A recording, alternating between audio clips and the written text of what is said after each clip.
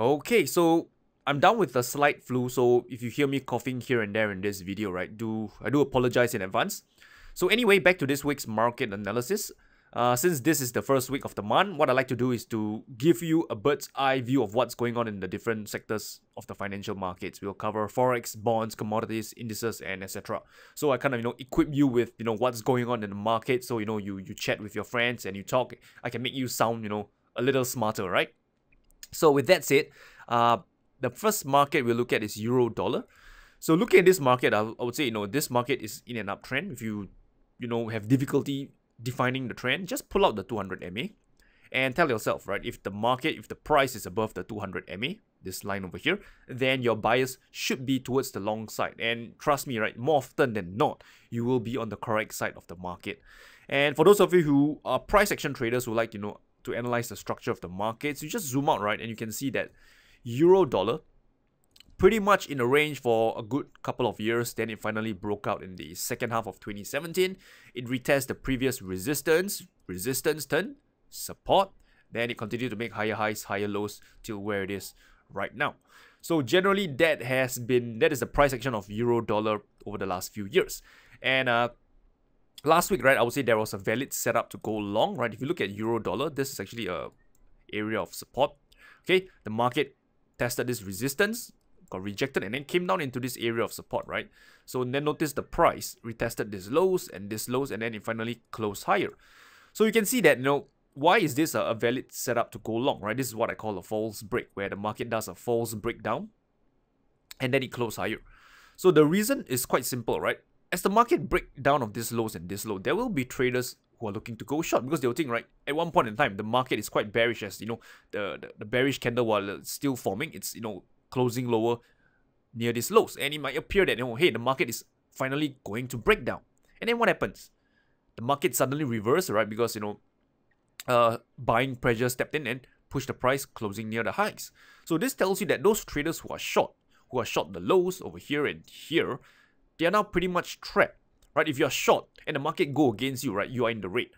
Okay, so this is how you can actually take advantage of the traders who are short the breakdown. Alright, so you could have gone long, right, on the open of this next candle and, set your stops, alright, give it some distance away from this low, right, possibly somewhere here.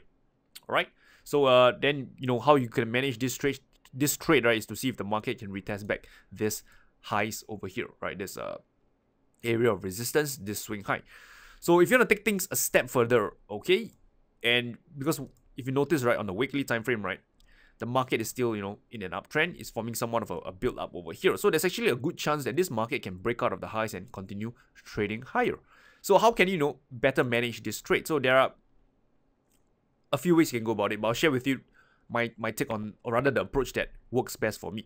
So since, I'm long over here, right, and I know this is an area of a resistance, what I'll do is as the market makes trades higher, right, I'll trail my stop loss, right, on a daily time frame using the previous candle low. So if the market trades higher, and then it closes below this previous candle low, it closes, let's say here, I'll look to exit half my position.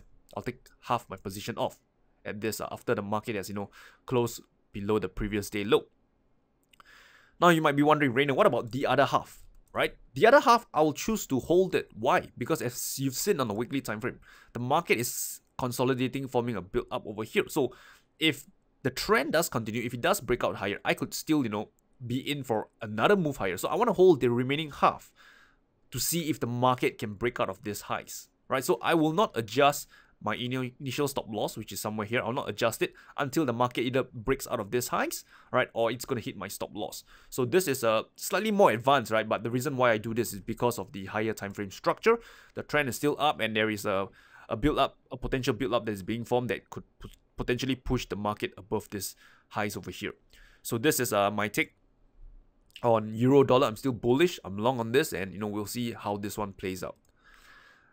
For pound dollar, right, let's have a look. Similar to Euro Dollar, the price action, but you can tell that it's not as strong, right? Because if you notice the price rejection, right, this candle over here, it's relatively small, right? So needless to say, if you are stuck, right, you want to choose between to long Euro Dollar or pound dollar, I hope, right, Euro Dollar is the one that you go along with because it's a stronger market to start with, right? So pound dollar, similar to the Euro Dollar.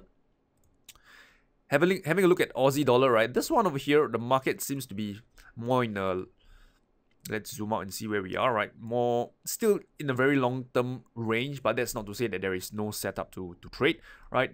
This over here, the 77 is a level to watch for, but again, right, there is no price rejection to trade off, right?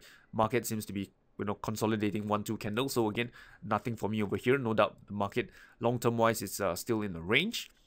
Looking at dollar Canadian, there could be something here this coming week.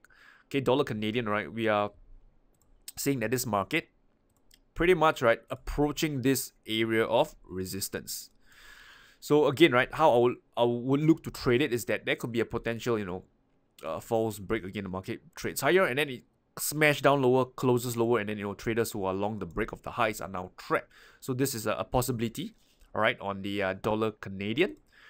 Having a look at the dollar yen as well. So dollar yen, right, also can see that dollar weakness, right, when the dollar yen is within this range over here, broke below this area of support.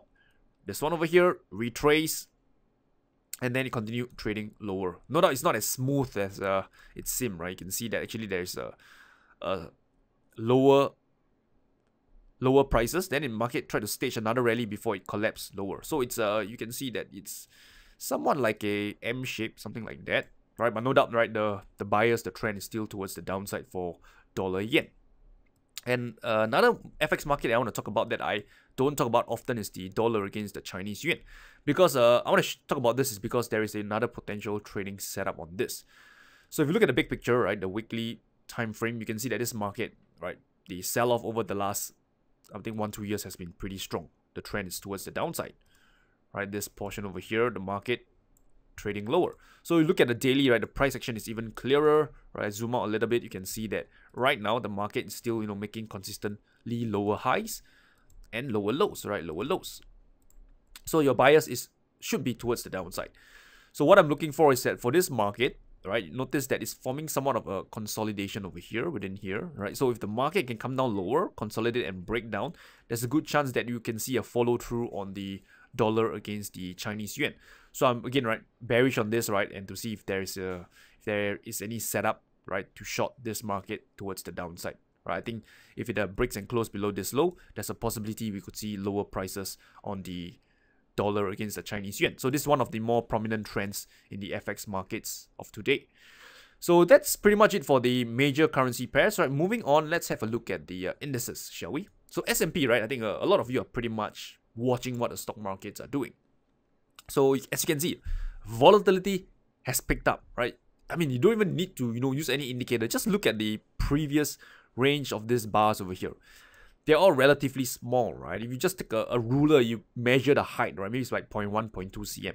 And then you compare it to this period over here. Notice that the volatility, the range of the candles are getting wider and wider. So this tells you that volatility has picked up.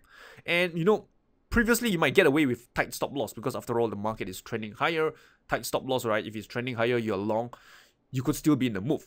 But in market conditions like this, trading with a tight stop loss it's asking for you to get decimated, right? Market just swings up and swings down and your stops will get hit easily. So my take on the S&P is that, what's my take, right? How does Rayner get his bias, right? The 200 MA. The market is still above it, so my bias is still long. But at this point in time, this market is pretty much in the middle of nowhere. It's in the middle of the range. So I don't want to be trading when the market is in the middle of the range, because if you think about this, where am I going to set my stop loss? Right? If I'm long, then I don't want to, put it just below this low, because you can just swing down and, trade higher. Right, I should technically give it some buffer, right, somewhere below the low.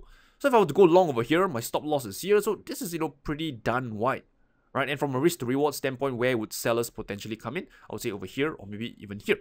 So again, right, from a risk to reward standpoint, right, this is the type of trade that I don't really wish to take, because the market, the price is in the middle of nowhere, right? So a better way to, wait for your setup is again for the market to come to your level. And where is the level I'm looking at? I would say this level, this 2500 level, thereabout 2520. Well, it's a much better level to look for a long setup, because you can have a tighter stop loss to trade off. Okay, so this is for the S&P 500, and I believe, right, most of the other indices right now have very similar price action. You look at the NASDAQ, right, swing up, swing down. Look at the Russell 2000, swing up, swing down. Price is in no man's land. So this is the type of setup, or rather the type of market condition that I would stay out, right, and let the market whip up and down, right? Stop all the other traders out when it comes to my level, then I'll look to get involved again. So trading is as much as knowing when to look for trading opportunities and knowing when to stay out. And the indices right now, if you ask me, is the time that I will stay out. Okay, moving on, right, to the bond market. So I look at the 10-year treasury bond. So again, very straightforward, right? In fact, if you look at this chart, it's somewhat similar to dollar yen or even the dollar against the Chinese yuan, right? The trend is down, broke below this area of support. You can see, right, this area of support at the 122 level, right? Broke below it, consolidate, and then traded lower, retest, right? Previous support, turn resistance, and then it continue its move lower. So again, bias is towards the short side, and the trend is relatively strong, right? You pull out your 20 MA, right? The price is still, consolidating below it. So again, how can you, hop on board, right? Trends like this, right? So clearly you can see that the market forming a little bit of build up over here. So you can form a build up, right? It breaks down, right? I would say this would be, a good opportunity for you to short, right? Looking somewhat like a descending triangle as well, right? So this is a possibility to trade the 10-year treasury note, right? Bias is towards the downside. How about crude oil? So crude oil. Okay, so you can see that crude oil again, right? The trend is towards the upside, but just like the S&P 500, right? The price is in the middle of nowhere. So I would rather it comes to a more favorable level where I can trade off like this 61, 62 level over here. But nonetheless, my bias is still towards the upside. And another market is gold. Okay, gold, right? So gold, if you look at this, right, similar to the price action of Aussie dollar, because after all, they are quite positively correlated. They are in a range, long-term range. Okay, and gold, as you can see, price did come down lower, triggering down this lows, and then it closed higher on Friday. Very similar price action to euro dollar. The only difference, right, if you ask me, is the big picture, right? Whereas euro dollar is in a nice uptrend on a weekly time frame, for gold it's still pretty much under this area of resistance. Okay, so whether it can break above this area of resistance, right, I can't predict, right? The only thing you can do is to put on a trade, manage your risk, and let the market reward you. Okay, so this is for gold, right? Again, there was a possible setup on a Thursday, right, where there is a false break, right? But whether it can break above the highs again, right, your guess is as good as mine. Okay, so that is for gold. Long term is in a range as well. So yeah, right, that's all I have for you in this week's market analysis. So just a quick recap, right, for the forex market. Euro dollar, right, bullish. Pound dollar, similar price action, bullish. Aussie dollar is pretty much flat. Dollar Canadian, right, this one I would say I'm pretty much neutral on this as well, but there was a potential false break setup that could appear at this area of resistance on dollar Canadian. Dollar yen and the dollar CNY, both are bearish.